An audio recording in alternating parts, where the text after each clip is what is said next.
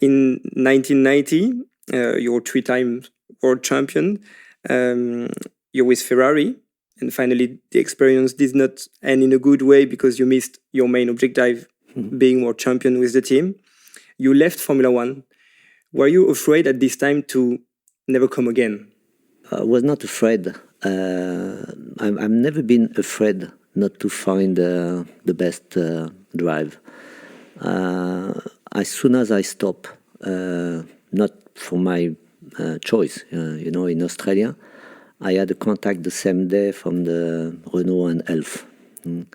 I almost signed the contract for 92, sorry, but Nigel was there, and I thought it was not maybe the best way to, because they wanted to stop with Nigel, and I also felt that the best was to have a sabbatical year and then come back. And I signed the contract very, very soon. I think it was in January or February, maybe max, So I knew what I was going to do in 93, and 92 I had a sabbatical year, and that was really good for me. Were you dreaming about a winning return during the sabbatical year? Yes, because 91 was a difficult year.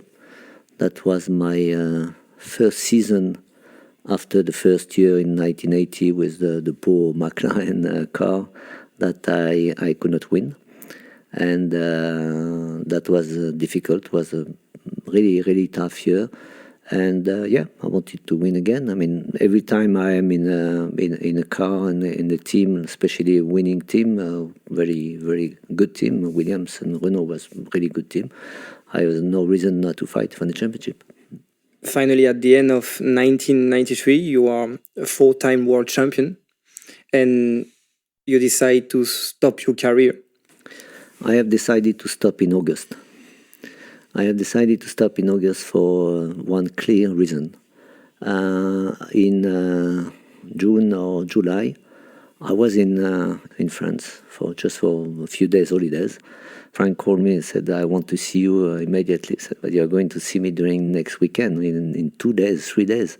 I said, no, I want to see you. I said, okay, I'm sorry, but I'm not going to be in England. I don't want to go in England because I'm very tired. I was testing all the time and racing. And he said, okay, I come with my plan, and he went to see me. And he started to say, okay, I have a pressure from Renault, and they asked me about, if we could have Ayrton in the car next year. I said, Frank, first thing when I signed a contract with Frank and with Renault, I said, okay, I don't care about the money or whatever. You propose me what you want. The only thing I ask you, I don't want to be a number one driver. I've never been a number one in any team. Never asked for a number one official role. It has to be equal. But the only thing I want is I don't want to have Ayrton in my team. I want to fight against him on the track. There's no problem. But I don't want, he said, absolutely, I understand, no problem. They put that on the contract. And then he came to ask me that. I said, I'm not very happy that you asked me that because you know what the discussion we had a few months ago. And he left, okay? And then we had another discussion with Renault and another one with Frank, maybe 2 or 3 weeks later. And then I was not very, very happy this year.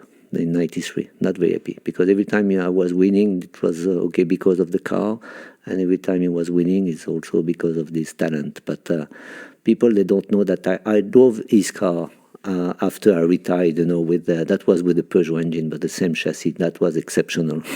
That was an unbelievable car. So, sometimes you have to also be a little bit more objective about my engine was better, was really more powerful. The chassis was not as good than the one the year before. But anyway, after 1 month of discussion, I had enough. I said, okay, very clearly, you want that? I have another 1-year contract. It's very clear. You pay me the contract and I leave. That was decided in August. It was not my decision I wanted to take, but at the end I was not very happy in 93. So I thought it was the best. I had the feeling that I had to do something. I very often make a decision also with the feeling.